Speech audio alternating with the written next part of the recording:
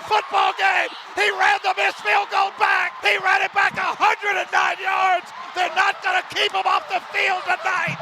Holy cow. Little roller up along first. Behind the bag. It gets through Buckner. Here comes Knight and the Mets win it. In a year that has been so improbable, the impossible has happened. 5 seconds left in the game. Do you believe in miracles? Yes! Unbelievable. Hey DJ, what's going on? I'm Chandler, and this is Tiger Beat Sports. Welcome to a special edition of this all-crazy sports newscast. Hey everybody, I'm Chandler with Sports, and this is the Sport Report.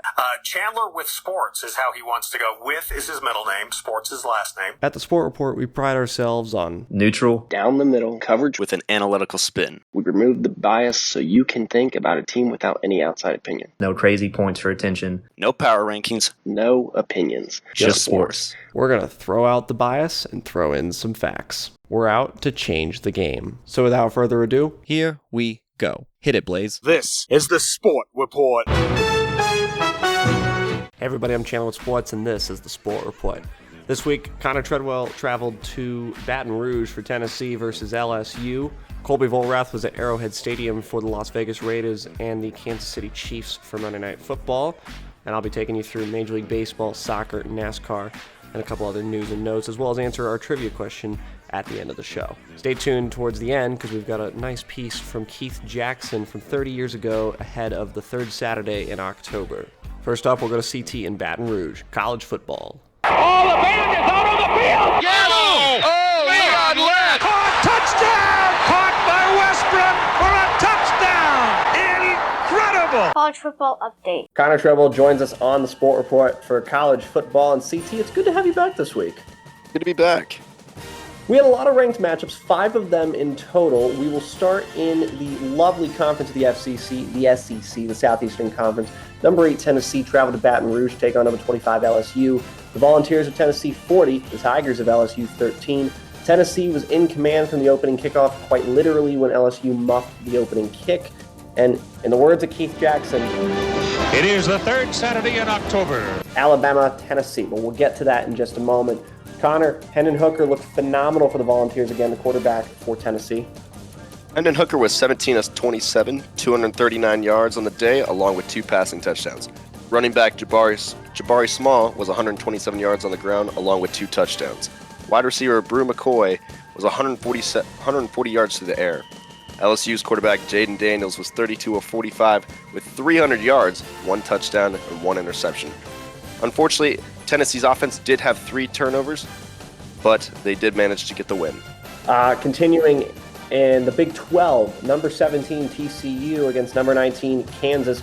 College game day was in Lawrence, Kansas for the first time ever, for the TCU Horned Frogs and Kansas's unbeaten start. TCU 38, Kansas 31. It's weird to think that this was the only ranked matchup in the Big 12 this week, considering we had the Red River rivalry as well. We'll get to that in a moment. But you got to take a moment to acknowledge the skills and the playmaking ability of some of these receivers, both on TCU and Kansas. SportsCenter top 10 catches. I mean, playmaking ability on routes. It was amazing to watch these kids just ball out. Texas Christian University's quarterback, Max Duggan, 23 of 33, 308 on the air, and 3 touchdowns along with 1 interception. Wide receiver for the Texas Christian Horned Frogs, Quentin Johnson was 206 on the day, along with 1 touchdown. Kansas's starting quarterback, Jalen Daniels, went down, but before he went down, he was 5 of 10, 89 yards, and 0 touchdowns. Backup quarterback, Jason Beam, came in for 16 of 24, along with 262 yards, 4 impressive touchdowns, along with 1 interception. Now, I should mention, Kansas's quarterback's name is Jalen Daniels, and LSU's quarterback name is Jaden Daniels. So, got those confused for a brief moment in time, but carrying on in the Big 12, the Red River rivalry, Texas 49, Oklahoma. Boomer Sooner got shut out. Oh, goodness gracious. The first unranked matchup between these two in the Red River rivalry since 1998, and the largest margin of victory for Texas in this rivalry, the most points they've ever scored at 49. It's their first shutout of Oklahoma in the rivalry since 1965. Connor, Oklahoma had to resort to second string, third string, fourth string, and then players on the fifth string of the roster that didn't even appear on the roster. OU had 5 different quarterbacks in on the day, including the Wildcat formation. Their primary quarterback, Davis Bevel, was 6 of 12 with 38 yards and 1 interception. Texas had Quinn Ewers back for the first week since the Alabama injury. He was 21 of 31 on the day with 289 yards, 4 touchdowns, and 1 interception. Bijan Robinson, Texas running back, was 130 yards on the day, along with 2 rushing touchdowns. Moving on to the Pac-12, number 11 Utah traveled to Los Angeles to take on number 18 UCLA. UCLA gets the win, 42-32, and they look really good. UCLA is 6-0 for the first time since 2005, where they were under the leadership of former Colorado head coach Karl Dorrell. Utah's defense needs to be a little bit tighter in coverage and be prepped for a dual-threat quarterback in Dorian Thompson-Robinson. And DTR had one heck of a day for the Bruins. DTR was 18 of 23 and 299 yards through the air, along with 4 impressive passive touchdowns, 1 interception as well. Running back Zach Charbonnet was 198 yards on the day, along with 1 touchdown. Utah's Cameron Rising was 23 of 32, and 287 yards through the air with 1 interception. And then in the Independence League, I guess you could call it, these two teams are not really affiliated with conferences. Number 16 BYU traveled to South Bend to take on Marcus Freeman and the Notre Dame Fighting Irish. Notre Dame 28, BYU 20. BYU drops out of the rankings for the first time this upcoming week. And Notre Dame continues to bounce back after their disappointing loss to Marshall. BYU's quarterback Jaron Hall was 9 of 17, 120 yards through the air with 2 passing touchdowns and 1 interception.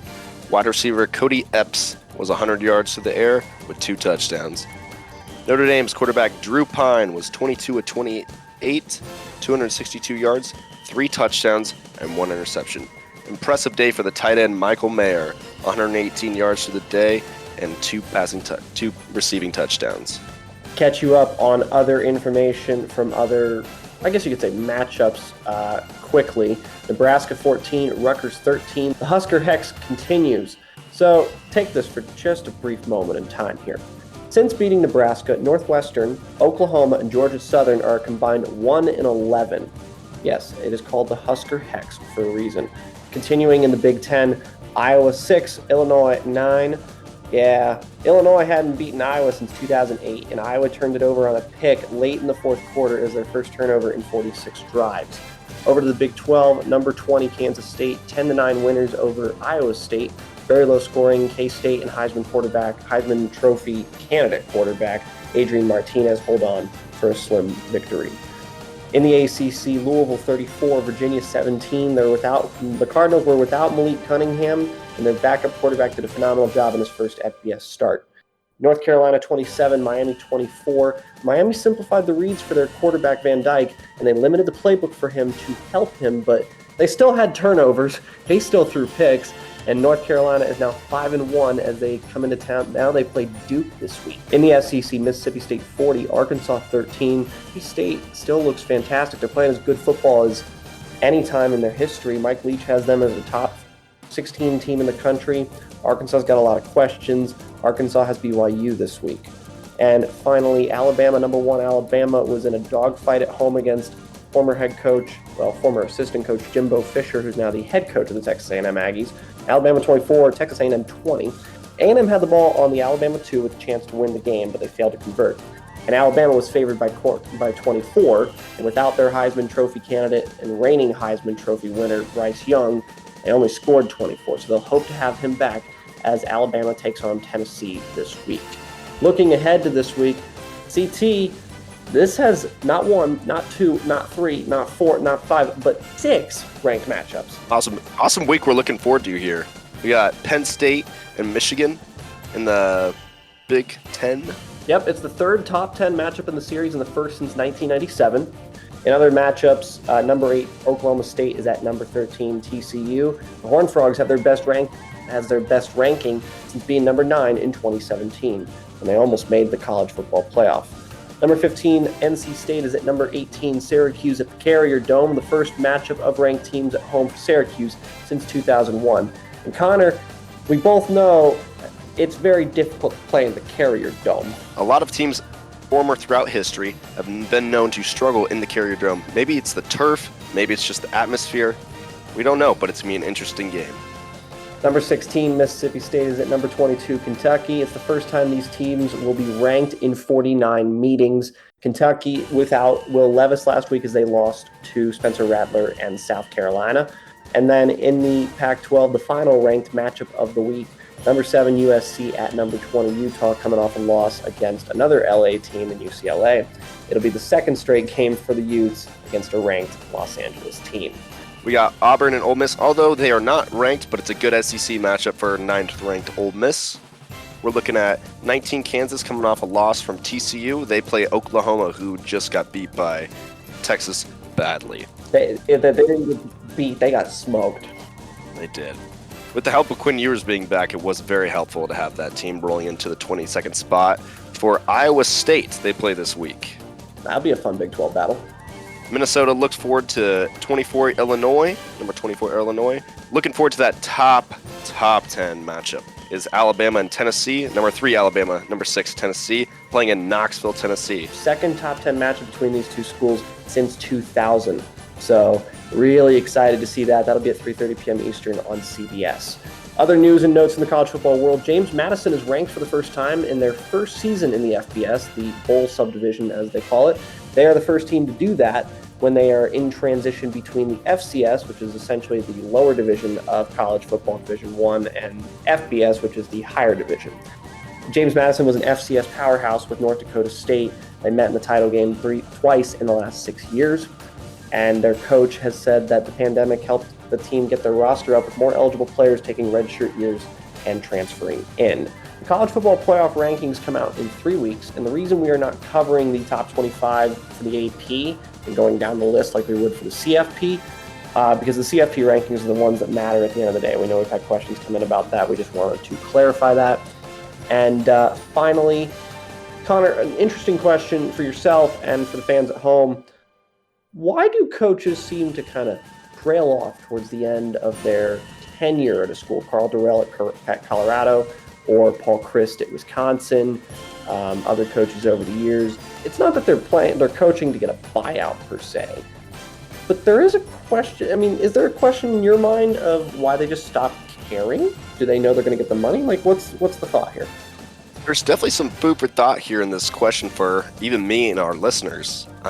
Thinking back to coaches getting paid and that great contract with their agent, maybe it's just bad team chemistry, bad in the AD.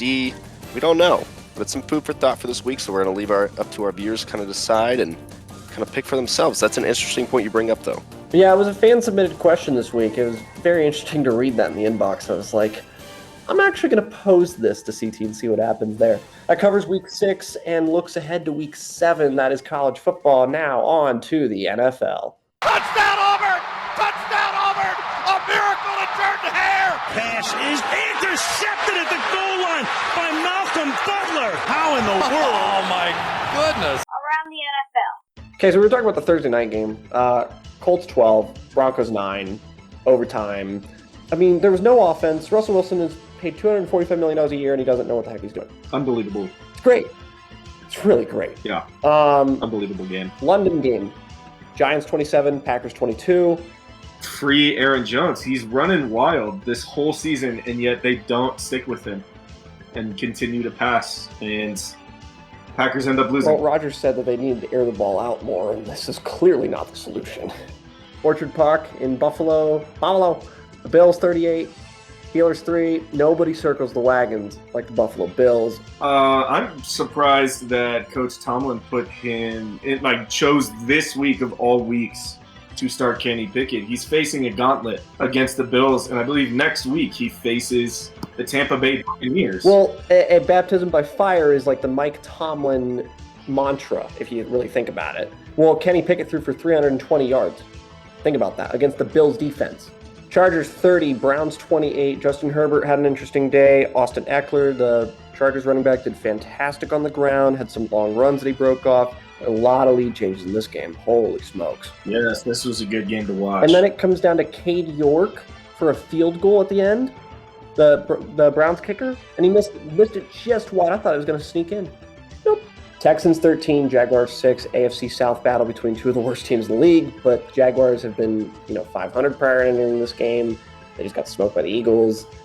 And then Dameon Pierce, rookie running back for the Texans, just decides to show up and show out.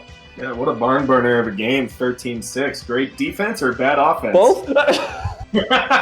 Vikings 29, Bears 22. The Bears came back from 21-3 down, and some people might have had the Vikings in their survivor pools this week and might have had their blood pressure through the roof through most of the fourth quarter. Kirk Cousins, I mean, he started the game, 16 for 16? Justin Jefferson had 11 catches in the first half. In the first half. So Kirk Cousins finishes 32 of 41. Justin Jefferson finishes with, he had 13 targets, 12 receptions for 154 yards, 1 reception in the second half. The one target that he missed, Cousins had to overthrow him to get out of the pocket and avoid intentional grounding. Patriots and Lions, Patriots 29, Lions with the goose egg on the scoreboard in the Matt Patricia Bowl. Saints 39, Seahawks 32. That's a heck of a game at Superdome. The Seahawks fall to 14-2 in their last 16 games in 1 p.m. Eastern kickoffs. Rashard Penny, their starting running back, is out for the season with a broken tibia. So rookie out of Michigan State, Kenneth Walker, is going to step in the rest of the year. Geno Smith, who would have thought that he would play better than Russell Wilson this season? Does some of that credit go to Pete Carroll, or does some of that say, Russell is not the person that people think he is? That is a very, very, very good question. I'll let y'all sit on that. But hey, Taysom Hill, good on him. Andy Dalton was the starting quarterback, but Taysom Hill was the player of the game. 3 rushing touchdowns, if I'm not mistaken? 3 rushing touchdowns and 1 long passing touchdown. AFC East battle, Jets 40, Miami 17. They get beat by the Bengals, they lose Tua, and then this week they play the Jets, and then they lose Teddy Bridgewater on the first drive, which, bless his heart, the former Louisville product, Teddy Bridgewater, he's been through so many injuries, and now he's got to deal with a concussion and an elbow injury, and now the Jets have bragging rights. That's a sentence I haven't said in a long time. The Jets have bragging rights in the AFC East. Tampa Bay Buccaneers, a lot of divisional matchups this week, first of all. Tampa Bay Buccaneers 21, Atlanta Falcons 15. So Tom Brady dropped back in the pocket on third down. If he doesn't convert, the Falcons get the ball back, have a chance to go drive down the field with 2.5 minutes to go, score a game-winning touchdown because they went for 2 on the first touchdown, which is the analytics play. Well, Tom Brady gets sacked. The defensive lineman, Grady Jarrett, comes around the edge, wraps his arms around Brady's waist, and tackles him, brings him down for a normal tackle if you look at the replay. How else are you supposed to tackle Tom Brady? He's a giant. But I think a lot of us can agree that these rules are regarding the safety of the quarterback can be a little much at times. Titans 21, Commanders 17. Why would you pass the ball 3 different times from the 2-yard line? Why? Have you not learned from Pete Carroll, Russell Wilson, and Malcolm Butler in a Super Bowl? I honestly was not surprised that Carson Wentz threw that last pick because if you watch the 2 plays prior to that, they're also both near interceptions. They were not great passes prior to the game-sealing interception for the Titans. Niners 37, Carolina 15. I had a conversation with somebody earlier this week, and this was totally unintentional. It just came out of my mouth. I was like, Matt Rule gets fired if the Panthers lose this week. And then Panthers head coach Matt Rule gets fired. Eagles 20, Cardinals 17. Matt Amendola, he missed a field goal, 43-yard field goal late in the game, and the Cardinals had a chance to take the game to overtime, potentially beat the last unbeaten team in the league. And no, Matt Amendola might not be kicking in the league anytime soon. Pre-game, you saw Matt Amendola missing kicks and slicing to the right. And what happened on the potential game-tying kick? It looks like one of my drives on the golf course, going right. Slice to the right. Cowboys 22, Rams 10. The defending Super Bowl champs are not in a good place right now. They're 2-3. As for the Cowboys, their front four was amazing, and DeMarcus Lawrence had a pickup return fumble recovery for a touchdown early in the game. Cowboys on their backup quarterback Cooper Rush are 4-0 under his direction. They might get franchise quarterback Dak Prescott back from a thumb injury that he suffered in Week 1 against the Buccaneers. Potentially, he might come back this week against the Eagles on Sunday Night Football. That remains to be seen. Ravens 19, Bengals 17, Sunday Night Football. Justin Tucker kicks a game-winning field goal at the end of the game.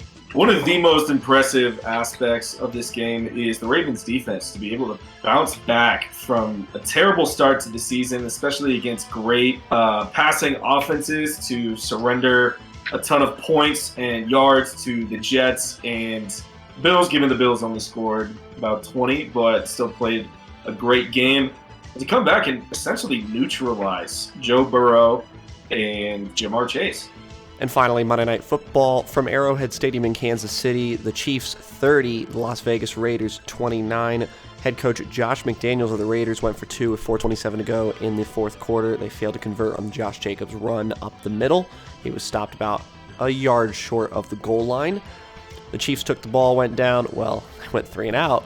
And the Raiders took over possession, and Renfro and Adams, the two receivers on the Raiders, ended up colliding into each other on the fourth down play that could have gotten them into field goal range to potentially win the game. Raiders lose by 1. Travis Kelce, the tight end for the Kansas City Chiefs, had a franchise record 4 touchdowns in the game, the most on Monday Night Football by any player, the most in Chiefs history by a player, second most by a tight end behind Kellen Winslow, who had 5 touchdowns as a tight end for the San Diego Chargers against the Oakland Raiders way back in 1981. The Raiders blew a 17-0 lead in this game, and now they are 1-4 on the season, all 4 of their losses coming by single digits, and their 1 win also coming by single digits against the Broncos in Week 4. Week 6 games, Thursday Night Football, Commanders at the Bears at Soldier Field. That'll be an interesting game for Al Michaels and Cole Herbstreit. Just what everyone wanted. Just what everybody wanted after 2 great Thursday night games. Then you get this. Week 6 has the first bye weeks of the year, so Sunday's going to have an abbreviated slate. 14 games this week instead of 16, as the Lions, Texans, Raiders, and Titans are all on bye. For the Sunday afternoon games, the 1 p.m. slate, Niners at the Falcons, another cross-country battle for San Francisco. Patriots are at the Browns. That'll be an interesting battle between Bill Belichick and Kyle Shanahan. Not the first time we've said that. There are 28-3 flashbacks going on right now. Jets are at the Packers. The Brett Favre Bowl taking place at Lambeau. It'll be very interesting to see if the Packers bounce back after 2 rough weeks for them. It's a good matchup for them against the Jets at Lambeau, so we'll see how they bounce back. Well, hopefully that jet lag doesn't kick in. No pun intended. I know. I can see this. I didn't even catch that. That was funny. That took a minute, didn't it? Jaguars at Colts, AFC South battle. Vikings are at the Dolphins in Miami. Bengals are at the Saints in the Superdome. Ravens at the Giants at the Meadowlands. And the Buccaneers take on the Steelers in what looks to be Kenny Pickett's second career start. In the afternoon wave, Carolina Panthers will have a new head coach. They'll take on the LA Rams at SoFi at 4:05 Eastern as well. The Arizona Cardinals travel to Seattle in an NFC West battle between 2 divisional foes. Bills, Chiefs, that is like the second marquee game of the week, which is only preceded by the Sunday night matchup between the Dallas Cowboys and the Philadelphia Eagles. And then an AFC West battle between the Broncos and the Chargers. The concussion aspect of things, the high ankle sprains, I mean, we see that every year, but does it feel like there's more concussions this time around, or is that because there's more attention on it because they changed protocols and Tua's injury and all that? I definitely think it's because there's more tension, especially because of Tua. I think the Tua thing was so extraordinarily scary to see, to watch happen, and I think now there's just more attention, especially with the NFL and NFLPA changing the concussion protocols the day before on Saturday. I think it's just brought a lot more attention to the issue. So I'm not sure if there's necessarily more happening, but I do think that the attention is larger. Thanks to the newest member of our Sport Report team, NFL correspondent Colby Volrath, for joining us. If you want to catch the full episode of our NFL chat from Week 5, feel free to visit our sister podcast, Off The Gridiron, link in the bio. Coming up next, Major League Baseball. Oh, the playoffs, they have officially begun. Derek Jeter with one of the most unbelievable plays you will ever see by a shortstop. Ortiz into deep right field. Back is Sheffield. We'll see you later tonight. Now from Major League Baseball. The Major League Baseball playoffs have officially begun, and they began with 4 wildcard series, 2 in each league. In the AL, the American League, The Cleveland Guardians and the Tampa Bay Rays went head-to-head, and in game number 2 after the Guardians took game 1, this was the first game in playoff history to be scoreless entering the 15th inning, and one of the longest games in playoff history, behind multiple 16-inning games and multiple 18-inning games. Rookie Oscar Gonzalez becomes the 4th rookie in playoff history to hit a walk-off homer when he hit a solo home run to left center field to eliminate the Rays. A few hours later, the Seattle Mariners, who are fresh off ending a 21-year playoff drought, stormed back from 8-1 down in Game 2 versus the Toronto Blue Jays in Toronto to take a 10-9 lead in the 9th, and they throw rookie pitcher George Kirby into the game to close it out. Mariners sweep the Blue Jays in 2 games, and this is a team that now gets to continue their first playoff run since 2001 with a best-of-5 date with the number 1 seeded Houston Astros. In the National League, the Philadelphia Phillies eliminated the St. Louis Cardinals. It's amazing how the Cardinals can put a lineup of hard-hitting players together and still get swept in the wild card. Paul Goldschmidt and Nolan Arenado failed to live up to expectations, and Albert Pujols and Yadier Molina, who are both retiring after the season, got a hit in their final at-bat. Pujols in the 8th inning, Molina in the 9th. It'll be great to see these two head to Cooperstown for the Hall of Fame in 5 years when their waiting period ends.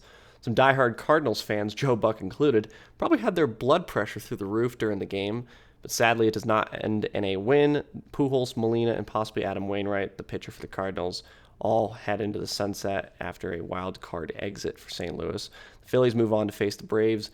The NL East is probably the best division in baseball. Don't at me. Hopefully we'll get Sport Report MLB correspondent David Miller on at some point during the playoffs. In the other National League wildcard game, the San Diego Padres hit the New York Mets in Game 3 of their wildcard series to take that wildcard series. The Padres will now take on the Los Angeles Dodgers in the divisional series in the National League. So it'll be Dodgers-Padres, and it'll be Braves-Phillies, and then that's the National League. In the American League, it'll be Guardians and Yankees, and then Mariners and Astros. Very interesting series as the Major League Baseball playoffs continue beginning on today, Tuesday, October 11th. That's kind of why we're a day early, so we didn't get in the middle of the start of the divisional series.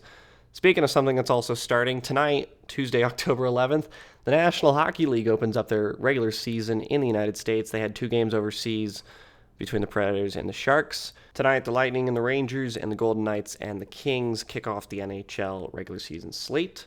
And then the rest of the teams, 29 teams, will play and hit the ice later in the week. The NBA regular season begins a week from Wednesday. It'll begin on Wednesday, October 19th. So we'll keep you updated on the NHL and the NBA throughout the season. In NASCAR, Christopher Bell got the win, the 199th career win for Joe Gibbs Racing, and it knocks out Kyle Larson, the defending Chase for the Cup champion in NASCAR. There are only 8 drivers remaining with 4 races left in the season. Chase Elliott, Joey Logano, Ross Chastain, and Christopher Bell hold the top 4 spots. Ryan Blaney, William Byron, Denny Hamlin, and Chase Briscoe round out the top 8. All 8 of these drivers, and the rest of the NASCAR drivers, of course, but these 8 drivers are battling for the chase for the Cup Championship. They'll take their cars to Las Vegas, Homestead, Miami, and Martinsville before finishing at Phoenix during the first week of November. The top 4 drivers will advance to the race in Phoenix. The rest of the NASCAR drivers will fill out the field, but those are the only 4 that'll be available or able to win the chase for the Cup. In soccer, Arsenal defeats Liverpool 3-2. Arsenal and Manchester City are battling for the top of the Premier League, and they're being chased by other clubs like Chelsea, Brighton Hove Albion, and Manchester United.